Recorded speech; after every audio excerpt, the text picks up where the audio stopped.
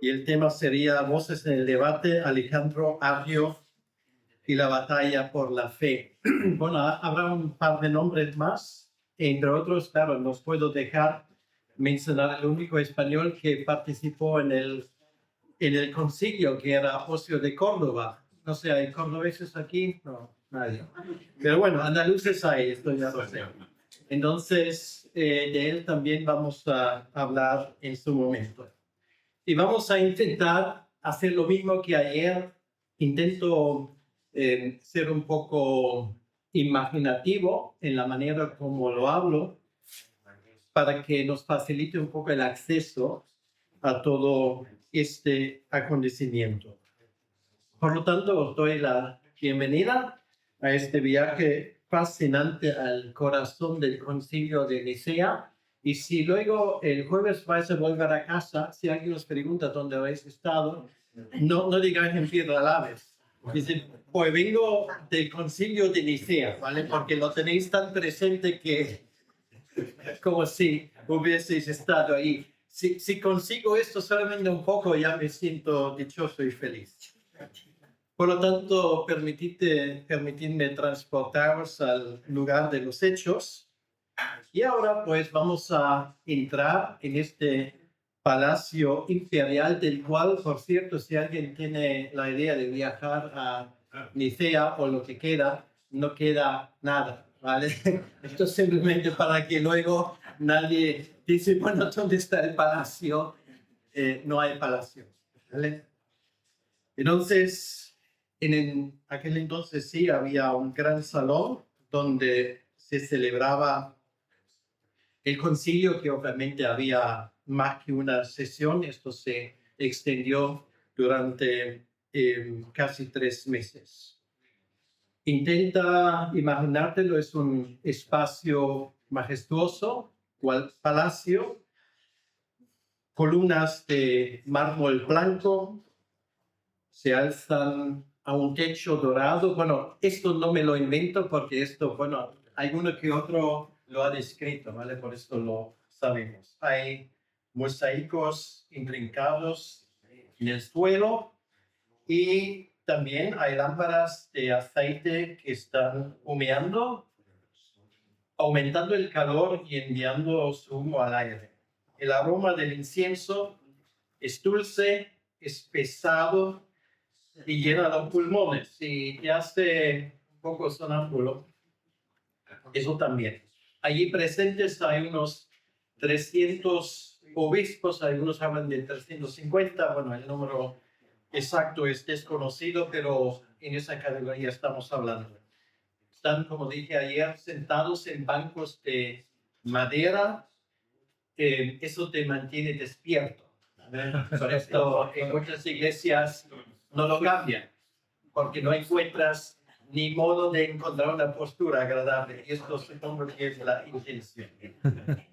Pues en estos bancos están los callados de los obispos, prestos para cogerlos si hace falta. Alguno que otro dice que cuando la cosa se calentaba, algunos tenían hasta la tentación de cogerlo para reforzar sus argumentos, pero no hay en ese sentido, no en este concilio, en otros sí, el de Éfeso, donde llegaron a las manos, pero en este concilio aún no. Hay un murmullo de diferentes idiomas, el latín, el griego, idiomas como el siriaco, que ahora es un idioma prácticamente extinguido, el copto, que se hablaba en Egipto, se sigue usando en los cultos de la iglesia copta, persa y posiblemente, lo dije ayer, pues el único español que había. No sé si encontraba a alguien donde él podía hablar con su idioma, que ya cada vez menos se parecía al latín. Ahora, frente a todos está el emperador, del cual hablamos ayer, como llegó allí, Constantino, vestido con una túnica púrpura que, según los testimonios, resplandeció como un faro.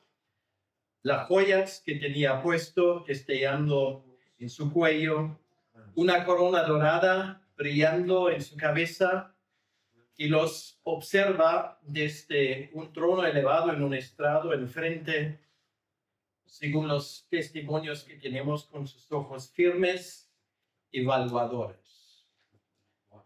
Dentro se nota la tensión, el calor sofoca, os lo dije, el aire vibra como una cuerda tensa a punto de romperse. Imagínate que todo lo que creían los apóstoles, su esencia, la esencia de la fe, de cierta manera, por alguna doctrina que ahora está presente, el tema del arianismo, todo esto parece que de repente pende de un hilo. Ahora, la pregunta es, ¿qué harías tú si tuvieras que convencer a unos cuantos líderes, a un emperador poderoso, del testimonio bíblico, de la cristología bíblica neotestamentaria, como acabamos de escucharla en este pasaje de Filipenses? Entonces, hoy en esta segunda ponencia vamos a entrar de lleno en este drama del Concilio de Nicea, porque de cierta manera era un drama, no tanto por lo dramático, sino por lo que dependía. Porque tal vez esto es difícil de imaginar si ellos se equivocan en algo esencial, la iglesia cristiana se convierte en una secta. Claro, estoy hablando humanamente porque hay un factor que obviamente tomamos en cuenta y esto es la presencia del Espíritu Santo allí. Ese concilio de Nicea sería un choque apasionado de ideas que definiría la fe cristiana, neotestamentaria, apostólica durante siglos. Y ahora vamos a conocer a algunos de los protagonistas. Voy a nombrar algunos, por ejemplo, Alejandro de Alejandría, o Alejandría, Arrio, el malo de la película, Atanasio, Asterio, Constantino y Ocio de Córdoba. Y viviremos la batalla por la fe, un debate que resuena durante 1700 años hasta el día de hoy. Nos encontramos, yo os doy la bienvenida en el centro del palacio, en el gran salón, donde las voces ahora se alzan, las ideas chocan y la historia se escribe ante nuestros ojos. Es un momento para los libros de la historia que vive hasta el día de hoy.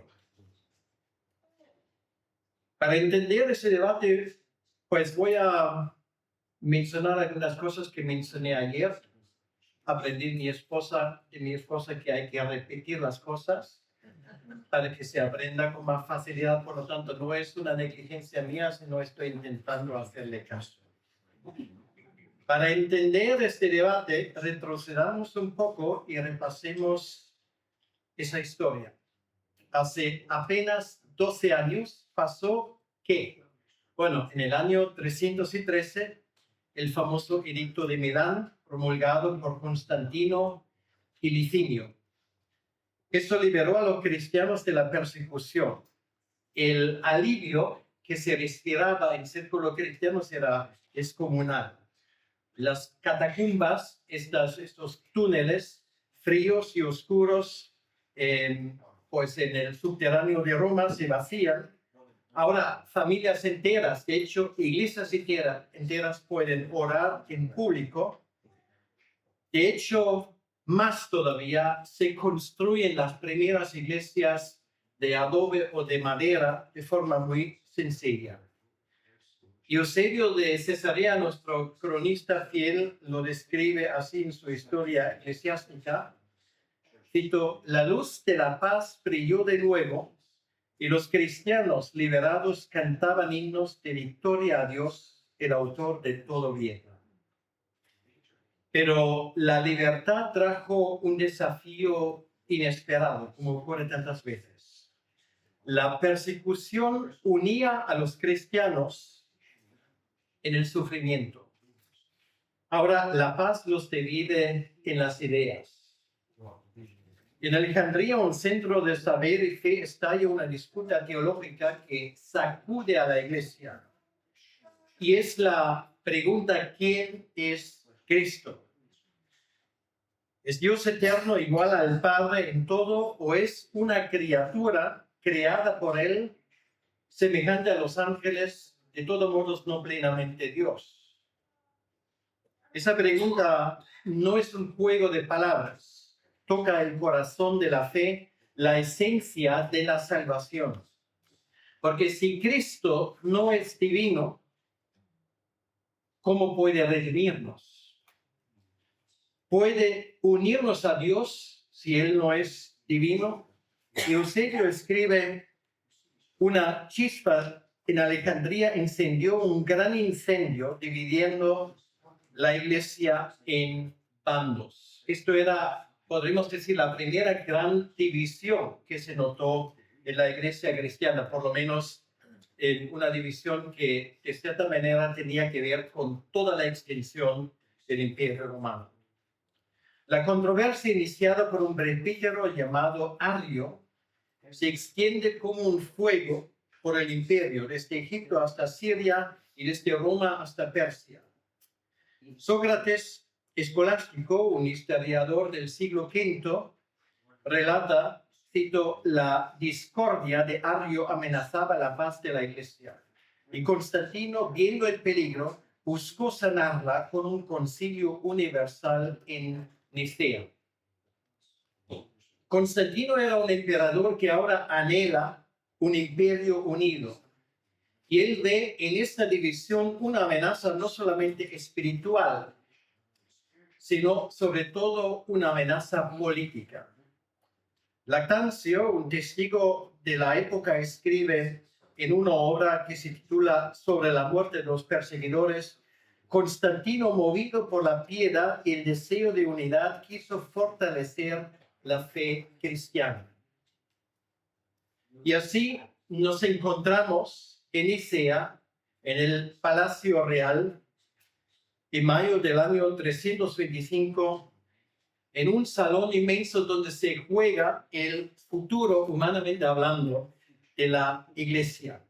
La urgencia de los que están ahí reunidos es palpable. El calor, como dije antes, pesaba, y esto lo menciona más que uno. El murmullo de 300 obispos resuena, los pergaminos crujen porque se pasan de mano en mano, el incienso flota en el aire y la pregunta arde: ¿es Cristo Dios eterno o es la primera criatura del Padre? Están en el centro de una batalla por la verdad, porque no se trata de nada menos que esto. Ahora,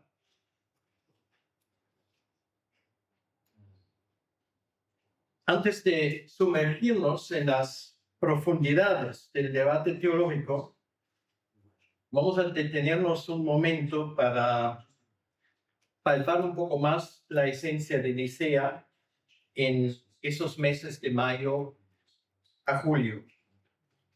Estamos en una ciudad que de repente se ve transformada en el epicentro de la fe cristiana, en esa región de Bitinia que intenté describir ayer. Ahora, no solamente es una ciudad de comercio, de bullicio, de caminos que cruzan del norte al sur y del este al oeste. Ahora, los 300 obispos no viajaban solo, cada uno venía con un par de personas. Aquí no solamente estamos hablando de 300 personas más, sino habrán venido con, bueno, yo no voy a decir con sus sirvientos o siervos, sino con gente de sus propias iglesias que querían acompañarles, ¿vale? O sea, si tú crees que Osio de Córdoba o alguno viajaba ahí solo, pues esto hubiese sido algo como suicidio. Bueno, viajaban en grupo. Entonces, obviamente, el número de habitantes en esa ciudad va en aumento, y esa gente que les acompaña, aunque no pueden estar en el palacio, claro, llevan sus debates en las afueras. O sea, se debate en los mercados, en las plazas, en las calles, realmente una ciudad en estado de excepción. En estos meses es una ciudad vibrando con una energía casi sagrada. Las calles empedradas, desgastadas por siglos de gente que pasa por ahí, están ahora abarrotadas de peregrinos, podríamos llamarlo así, y clérigos que llegan de los confines del imperio. El aire está cargado de esas aromas que describí ayer, que salen de los mercados de pan recién horneado, porque esa gente tiene que comer, lógicamente, de pescado que se fríe, que lo sacan ahí de lado. Imagínate esa mezcla, ¿vale? Tal vez lo más cercano si tú viajas al norte de África y te encuentras en medio de un souk, ¿vale? Algo por el estilo nos podemos imaginar.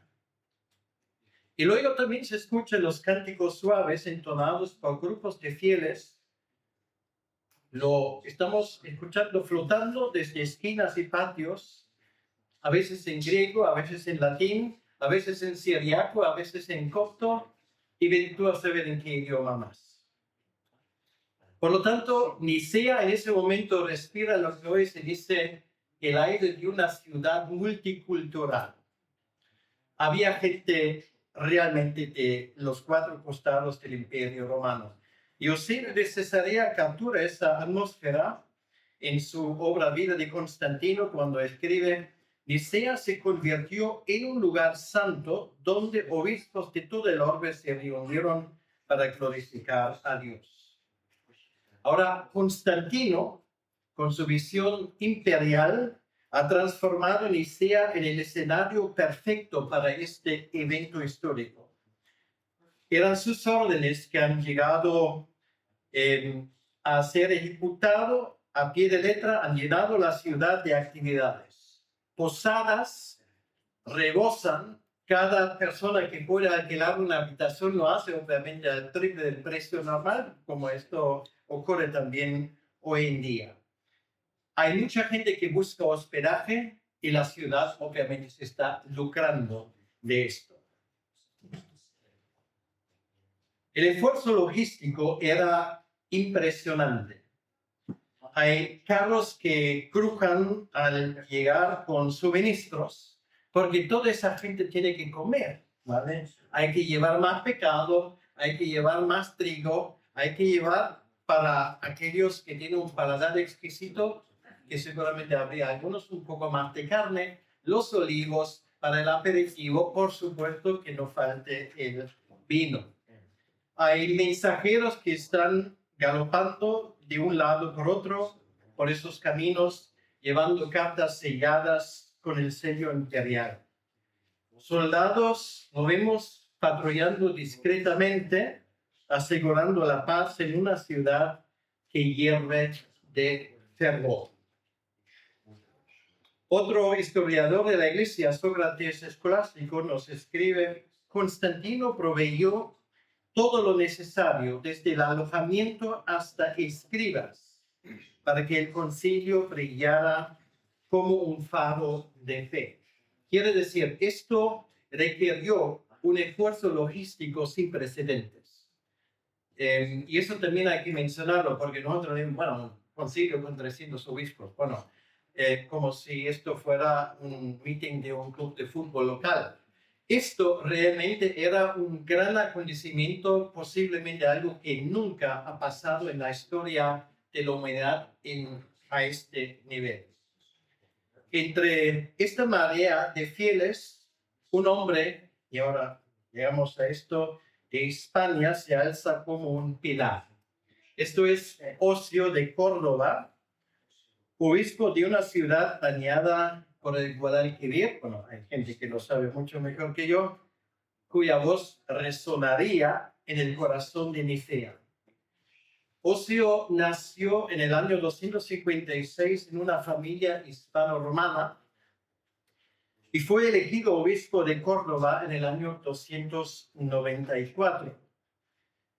Era un sobreviviente de la persecución bajo Diocleciano, con cicatrices que narran su fe inquebrantable. O sea, este hombre no era un teólogo de escritorio y biblioteca, sino ha sufrido por su fe.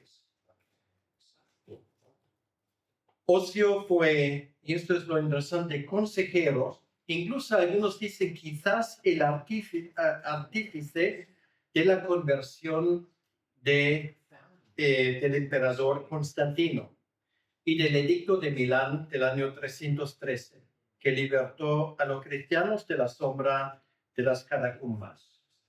En Nicea, su presencia es importante, es esencial. Se dice incluso que fue él que normalmente presidió el concilio, mediando entre facciones con la sabiduría de un pastor, pero a la vez con la firmeza de un superviviente. Sócrates escolástico escribe: Ocio con su autoridad guió a los obispos hacia la unidad. Esto es casi como un monumento que él le pone. Su mano, temblorosa por los años, pero firme en convicción, ayudó a redactar el credo niceno, insistiendo en el famoso homoousios, la consubstancialidad del Hijo con el Padre, frente a las tesis de Arrio.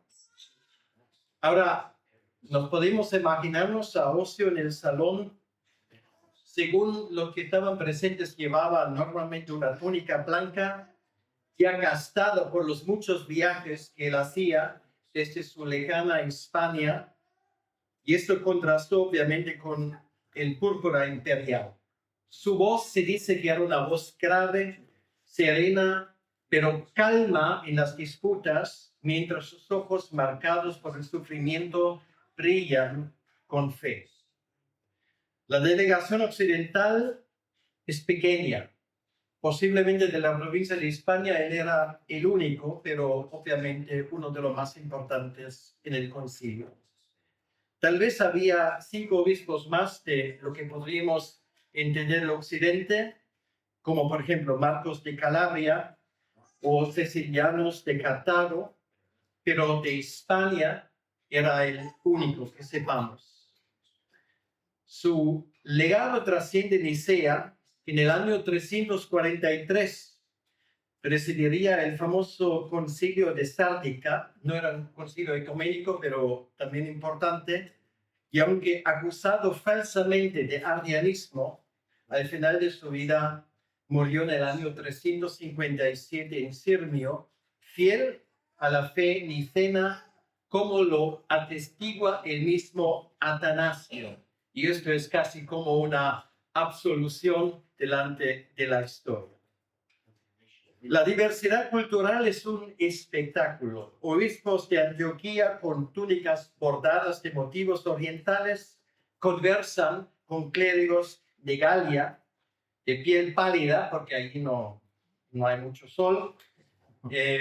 Luego otros de la ciudad de Alejandría, pues con una tez más morena, pues le podemos hablar tal vez en latín con otros que vienen de Roma y otros sitios. Sosomeno escribe: la ciudad llena de fervor parecía un templo con oraciones y cánticos elevándose al cielo. Bajo un ciprés podríamos haber visto un obispo egipcio con cicatrices aún de la persecución, orando tal vez con los ojos cerrados, su cayado en la mano.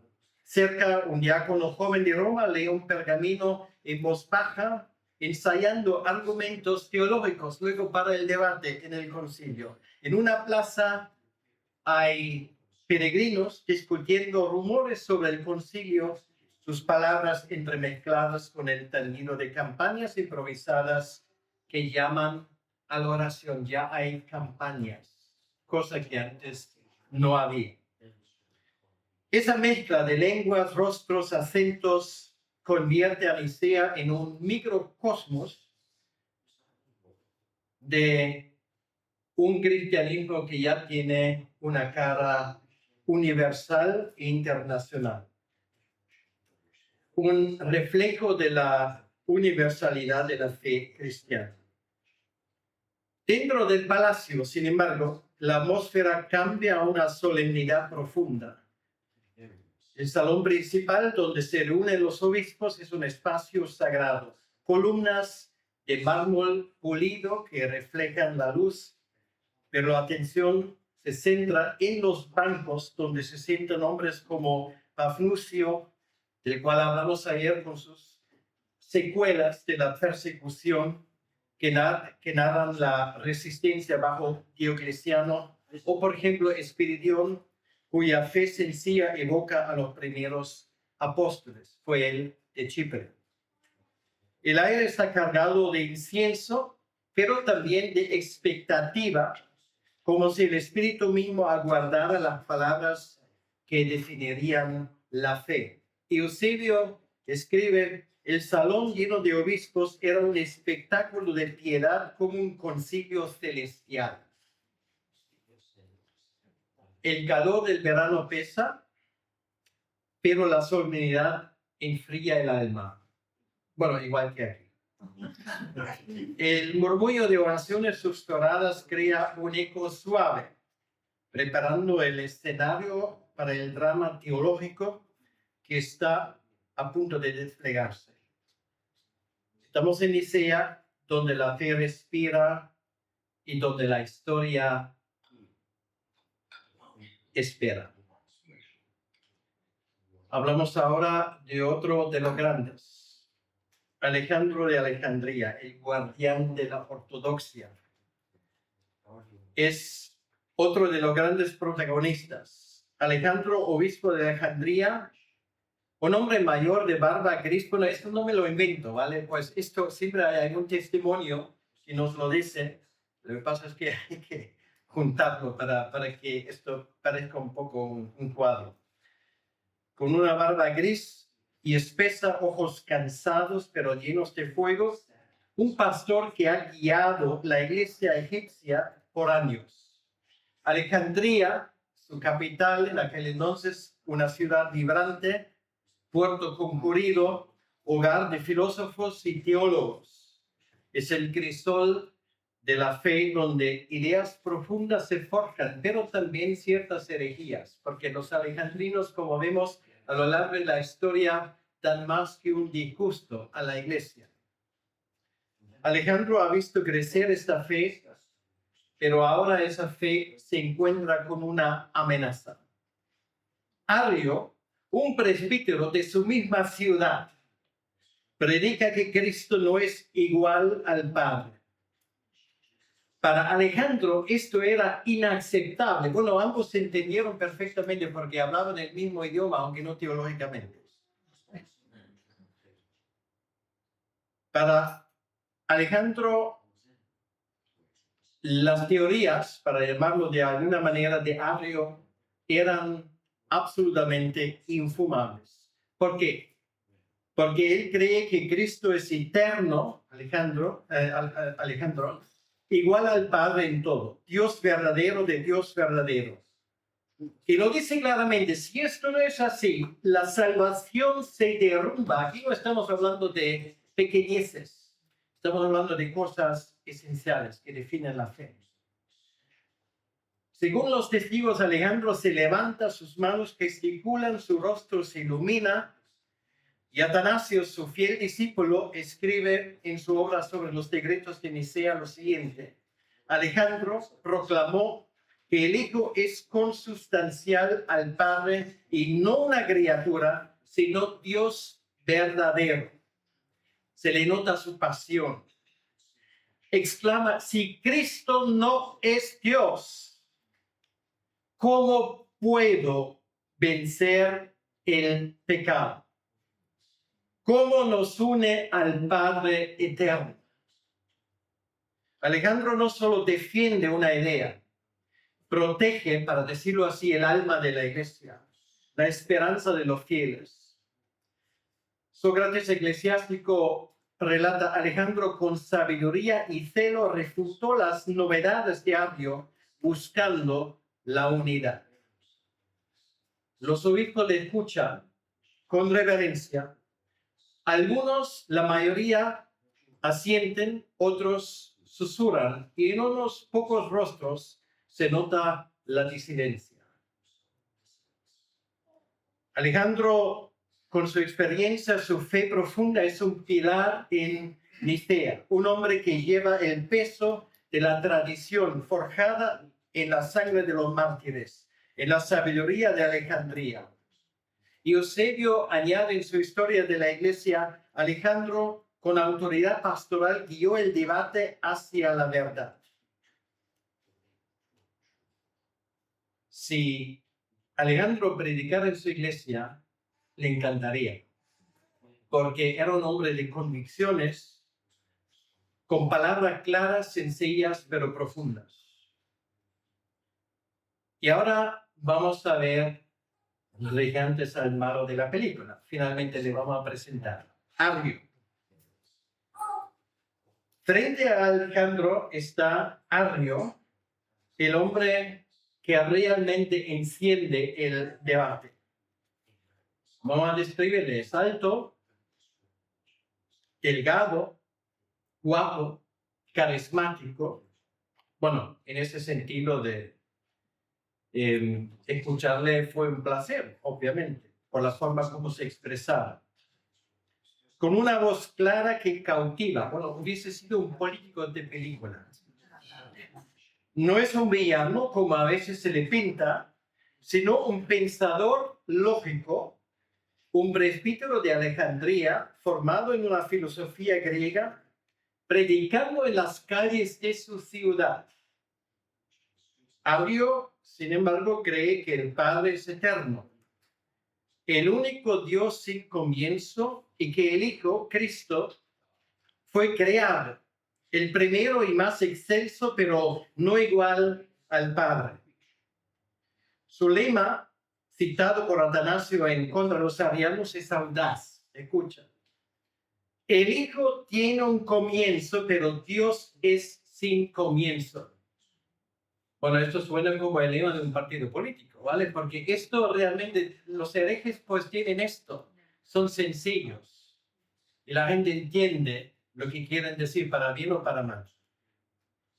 Arrio se levanta, sus ojos brillan, sus palabras cortan el aire como una espada. El Padre es el origen supremo, dice. Y el Hijo, su creación más alta, subordinado como un hijo, honra a su Padre. Cita de Arrio. Para Arrio esto es lógica pura. Un solo Dios, el Padre, y Cristo, su obra maestra, pero no igual en esencia. Cuando él deja de hablar, los obispos murmuran, algunos ya un poco más, asientan, otros se indignan, golpean los bancos. Bueno, no vamos a hacerlo, pero eso ya te lo imaginas, cómo sonaba esto, bancos de madera. Se parecía que esto era palpable, que acaba de dividirse la iglesia, y no solamente la iglesia, sino el imperio romano.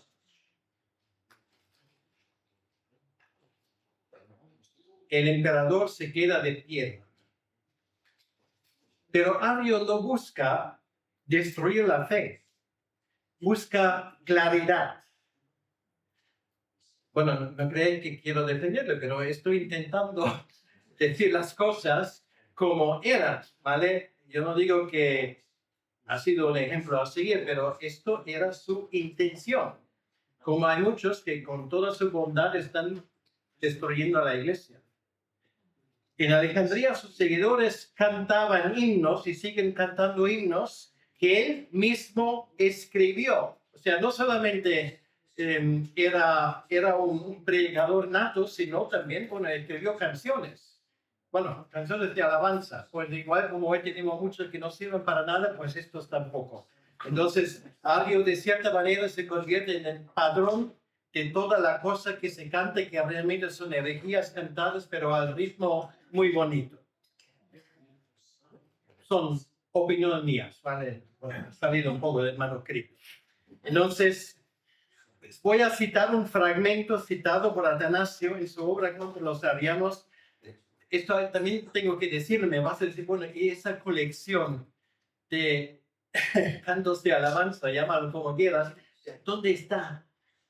No está en ningún lugar, porque la iglesia lo quemó todo. O sea, esto es lo que los musulmanes hacían con todos los escritos discrepantes del Corán, lo quemaron, ¿vale? O sea, la única forma de saber algo de esas creaciones es por citas de los mismos padres de la iglesia. Bueno, esta, por ejemplo, de Atanasio mismo. Cito: Dios no siempre fue padre. Hubo un momento en que estuvo solo y no era un padre. Luego lo fue. El Hijo no es eterno, vino de la nada. Bueno, esto ahora con la inteligencia artificial tal vez se podría ponerlo para que se rime y pones una melodía, lo pones en alguna iglesia, yo no sé si te darían cuenta, pero bueno, son ideas mías. Sosomeno escribe: Arrio con sus palabras extendió su doctrina por el oriente desafiando la tradición. Y cuando dice la tradición, no solamente la tradición eclesial, sino la tradición de los apóstoles, lo que nosotros llamaría la escritura. En Nicea, Arrio está casi solo, no del todo, y realmente lo que ocurre ahora con su claridad, con su sencillez y con su carisma, pues está embaucando a unos cuantos de los señores obispos presentes. El concilio de Nicea, de cierta manera, le sirve como plataforma para su doctrina particular. Y ahora, pues vamos a presentar a otro, Atanasio Contramundum. Bueno, luego esto iba a salir, pero en aquel entonces todavía era una luz pequeña, pues eclipsado por su jefe, que era Alejandro. Pero ya se le nota las ganas de hacer de Rottweiler para morder a todos los herejes que podría encontrar por ahí. Le tenía ganas. Ahora, esto es el protagonista de las próximas décadas. Y esto era su gran momento. Era tan solo diácono de Alejandría, apenas 20 años tenía y de cierta manera pues funcionó como escudero de Alejandro.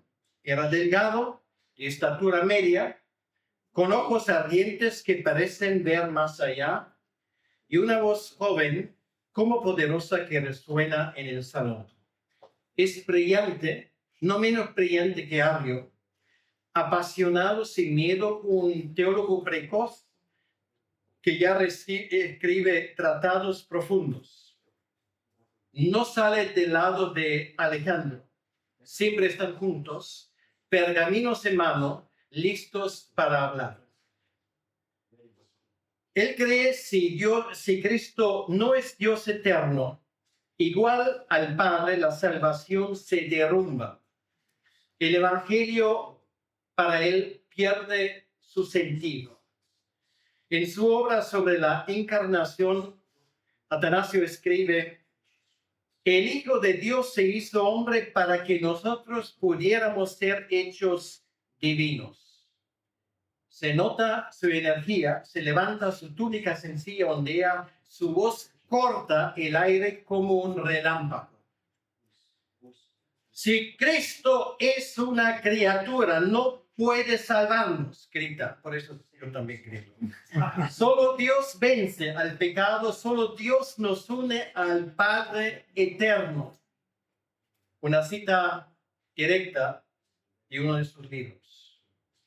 Atanasio no solo defiende, ataca, refutando a Arrio con lógica afilada y una pasión ardiente, que a veces nos falta hoy a los teólogos presentes. Bueno, presentes soy yo, ¿vale?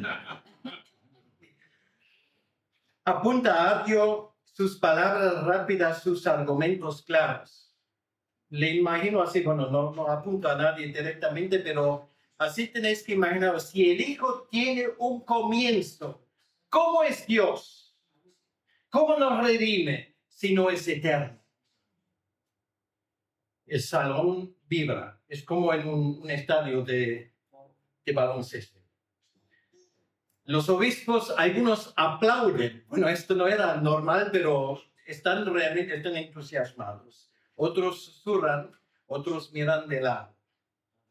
Arrio frunce el ceño. Sócrates, escolástico, dice: Atanasio, joven pero sabio, fue clave en Nicea, defendiendo la fe con valor. Y Sosomeno añade: Atanasio con su celo iluminó el concilio, guiando a muchos a la verdad. Atanasio es una chispa, un joven que en Nicea se forja como el futuro defensor de la fe. Un hombre que enfrentaría exilios por su postura. Creo que 4 veces le condenaron al exilio. Y finalmente llevaría la razón. Se siente su presencia, es un torbellino de fe y razón.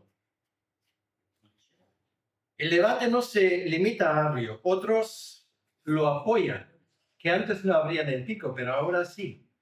Por ejemplo, Asterio, el sofista, un orador elocuente, no está presente en el concilio, pero luego le apoyaría. Asterio defiende que el Hijo es poderoso, una imagen del Padre, pero no idéntico en esencia. Atanasio se refiere a él en su obra contra los arrianos. Él dijo: el Hijo es la imagen del Padre, pero no su igual en sustancia. Hemos escuchado esta mañana los primeros 3 versículos de Hebreos. ¿Qué dice ahí? Bueno, justo lo contrario. Lo cual quiere decir que no por antigüedad la gente automáticamente lleva razón.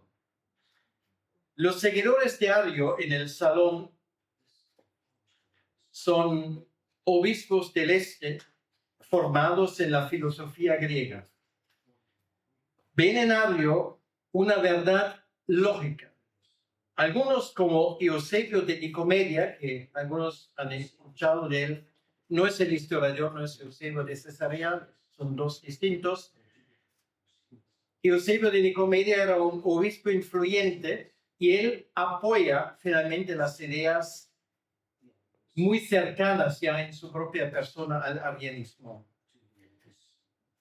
Sócrates escolástico escribe sobre él: Eusebio de Nicomedia, con su astucia, defendió a Arrio ganando aliados. Él sí que estaba en el concilio. Nicomedia, por cierto, en aquel entonces era la capital, ¿vale? Donde estaba el Palacio Real, porque Constantinopla aún no se había construido. Y ahora de repente se nota esa división, como si la gran sala se hubiese partido en 2. Voces se alzan al mismo tiempo, el murmullo crece como una tormenta.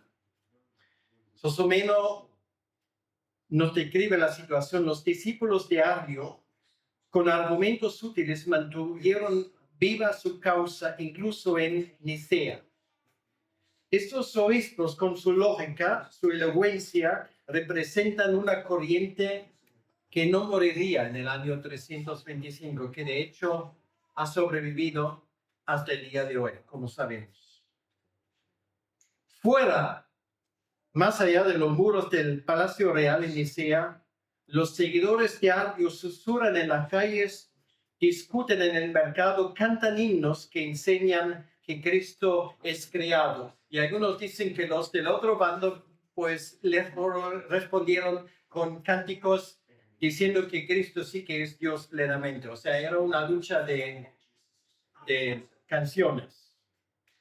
La idea arriana, aunque condenada en Nicea, persistiría por décadas, siglos, dividiendo iglesias, enfrentando a obispos, desafiando la unidad que Constantino tanto anhelaba. Ese salón de reunión no es solo un lugar de debate, es un campo de batalla donde la fe se juega su futuro. En el centro de todo ese trama está el emperador, Constantino, desde luego no un teólogo, sino un árbitro, un emperador que busca desesperadamente la paz y la unidad para su reino. Su presencia impone, su voz resuena profunda, autoritaria, y Eusebio de nuevo nos relata en la vida de Constantino, exhortó el emperador a los obispos a la unidad, deseando concordia en la fe. Constantino no entiende de matices teológicos.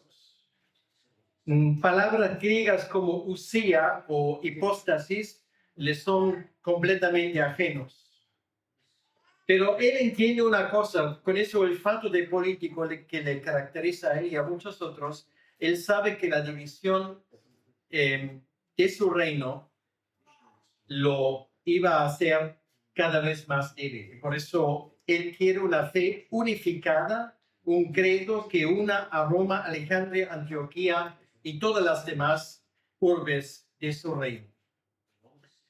Recordemos su discurso inicial, cuando él dijo a los presentes: hermanos en la fe, resuelvan esta discordia por el bien de la iglesia y del imperio.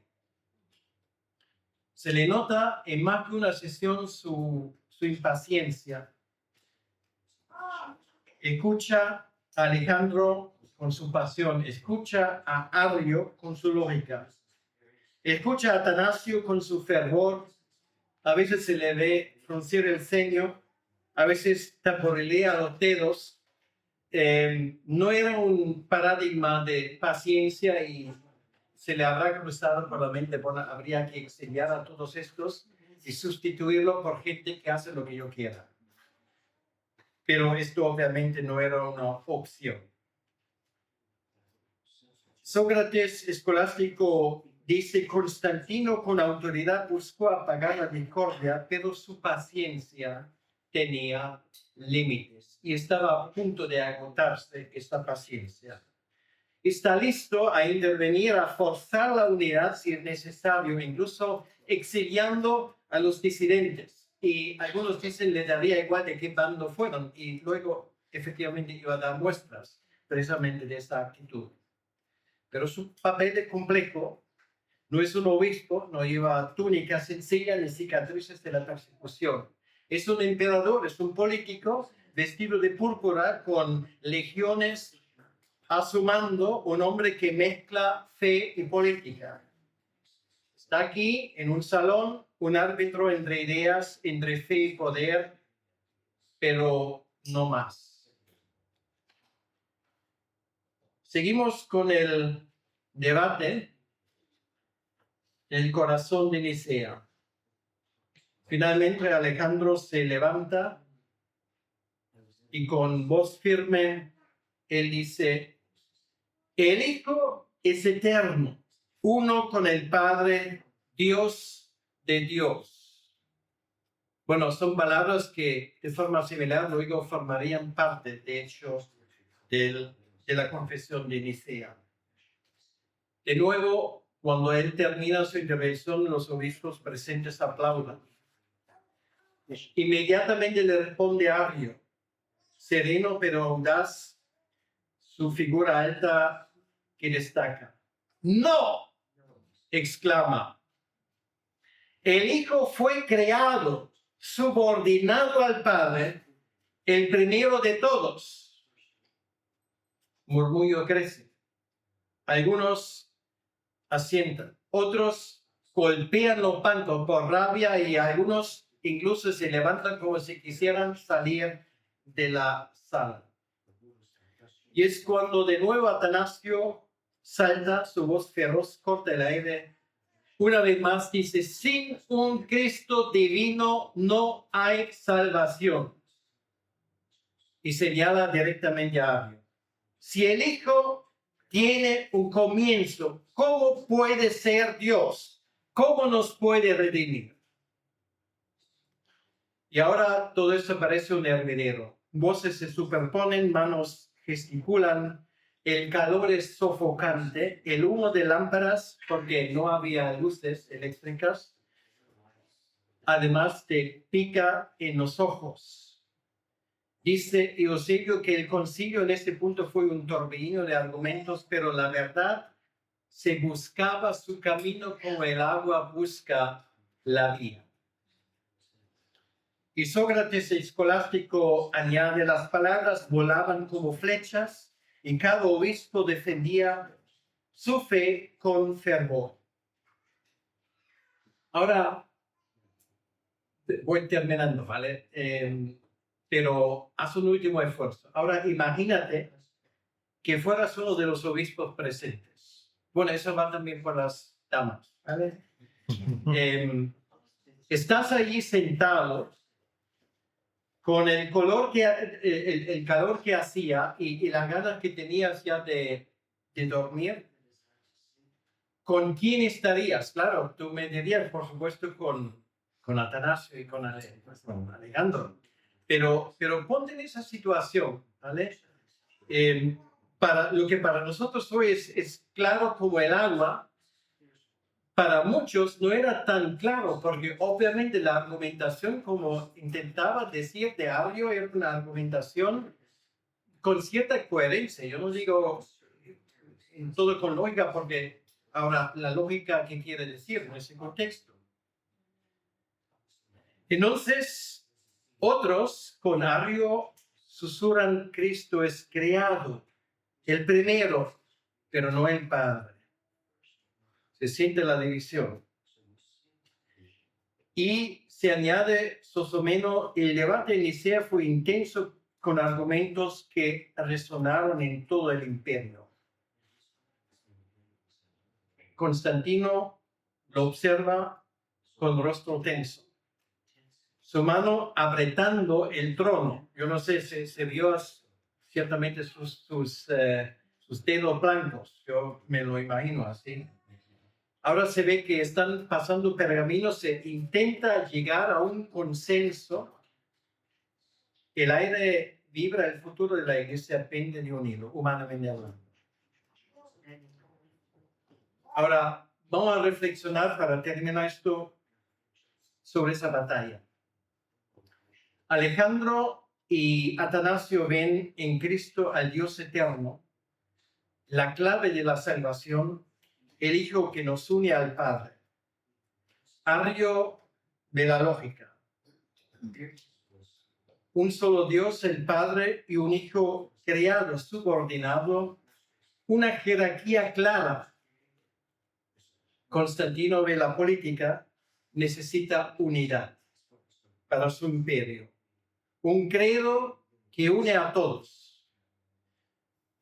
El problema es, la dificultad es cómo definir lo divino, lo infinito, con palabras humanas. Cómo equilibrar la fe que vive en el corazón con razón que busca orden. Y Atanasio escribe: la verdad de Cristo no se negocia, pues es la vida del mundo. Pero Arrio insiste: la claridad honra a Dios. Y lo que yo diga, esto sí que es lógico y claro. No es solo teología, es la identidad de la fe, el alma de la iglesia. Constantino representa el poder, un mundo de legiones y palacios que ahora toca lo sagrado. Y esto le lleva a Eusebio a reflexionar lo siguiente: el concilio, dice Eusebio, bajo la guía de Constantino, buscó la paz, pero las pasiones humanas lo desafiaron. Ahora, ¿qué significa esto para nosotros 1700 años después? ¿Cómo defendemos lo que creemos en un mundo de ideas opuestas, de tensiones entre fe y razón, entre verdad y poder? Nicea no es solo un debate antiguo, vive en nuestras preguntas y en nuestra búsqueda de la verdad. El debate de Nicea no termina en este salón. Arrio, como sabemos, luego sería condenado, sus ideas rechazadas, pero ni Arrio ni sus ideas desaparecen. Sus seguidores como Asterio y Eusebio de Nicomedia llevarían a cabo su causa, dividiendo la iglesia por décadas. Atanasio se convertiría en el gran defensor de la fe de Nicea, enfrentando exilios en 4 ocasiones. pero siguiendo escribiendo tratados, luchando por la verdad, y el emperador buscando la unidad. Sigue Sócrates Escolástico escribiendo: Nicea fue el comienzo de la victoria de la fe, aunque las luchas continuaron. El concilio de Nicea sentó las bases de la verdad, pero la discordia persistió. Finalmente llega el 25 de julio del año 325. Es la fecha que marca la conclusión de las sesiones principales. Ahora el gran salón se vacía por última vez. Los obispos regresan por caminos distintos, peligrosos y polvorientos, llevando pergaminos con las decisiones del concilio.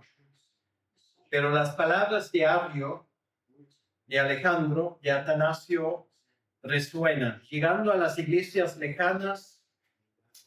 En aquel entonces la gente no debatía sobre fútbol en el tiempo y la última tontería de los políticos, debatía teología. Esto sé que es difícil de imaginar, pero esto era realmente la cuestión que se debatía en los mercados, ¿vale? Y esto era el tema número 1. Nicea no solamente era un debate, define la fe que profesamos hoy, que une a decenas y decenas, para no decir centenares de millones de personas en este mundo. La batalla por la persona de Cristo, por la verdad, no acaba en el año 325. Sería el tema en concilios futuros y también en ese credo que sin lugar a duda también es el nuestro. Termino. Hemos estado en Nicea una vez más en este salón del mayo a julio del año 325, con el calor, el murmullo, los olores, el choque de ideas. Acabamos de escuchar a Atanasio, Alejandro, Arrio y a Constantino, que se le acabó la paciencia casi. Hemos sentido el incienso, el sudor, ¿verdad? Los pergaminos, la tensión. Hace 1700 años la fe cristiana se defendió en un debate apasionado que ha valido la pena. Y hemos estado ahí en el corazón de esa batalla, reviviendo un momento que define también nuestra historia hasta el día de hoy. ¿Podrías hacer un experimento? Yo lo he hecho. No voy a decir lo que salió. Algunos ya saben que la inteligencia artificial pues, es muy tentadora para algunas cosas. Pones la idea, ¿qué hubiese sido de este mundo sin el concilio de Nicea? Si tienes una inteligencia artificial también entrenada como la mía, la respuesta te va a sorprender, ¿vale? Ahora, estoy dando ideas, pero si no lo tienes, pues no pasa nada. Piensa por ti mismo, ¿vale? También en ese mundo de inteligencia artificial, porque tú todavía tienes inteligencia, que no es artificial. Entonces piensa, reflexiona, ¿qué hubiese sido de este mundo si en este concilio definitivamente se hubiese impuesto algo? Es una pregunta muy interesante, llévatelo a casa porque creo que los 2 días que quedan no van a ser suficientes. Tal vez incluso, luego, bueno, en la cena no quiero dar ideas, igual quieres hablar de fútbol, pero igual quieres hablar de esto en algún momento, ¿vale? Sería interesante el resultado. ¿Qué nos enseña este choque hoy sobre la fe, sobre la razón, sobre la unidad de la Iglesia? ¿Cómo defendemos lo que creemos en un mundo dividido donde las ideas luchan, donde la verdad enfrenta desafíos? La historia de Nicea vive.